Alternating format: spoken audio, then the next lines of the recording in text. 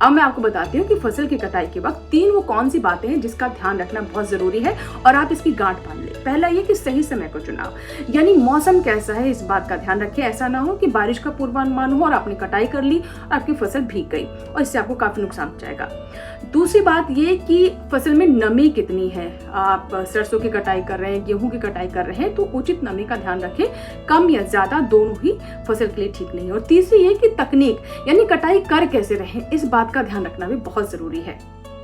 यही वजह है कि एक्सपर्ट हमेशा सलाह देते हैं कि फसल की परिपक्वता, दाने की नमी और मौसम की स्थिति को ध्यान में रखते हुए ही कटाई की जाए, क्योंकि खेत में खड़ी फसल सिर्फ पौधे नहीं होती, वो किसान की पूरी साल की मेहनत, उम्मीद और भविष्य होती है। और अगर कटाई के समय एक छोटी सी लापरवाही हो जाए तो महीनों की मेहनत पल भर में बर्बाद हो सकती है। इसलिए याद रखिए, कटाई सिर्फ दराती चलाने का काम नहीं, बल्कि खेती का सबसे महत्वपूर्ण और जिम्मेदारी भरा चरण है। एग्री डीएनए बाय अंजू सिंह आप तक ऐसी जानकारियाँ पहुँचाता रहेगा। आप हमारे चैनल को सब्सक्राइब करना ना भूलें।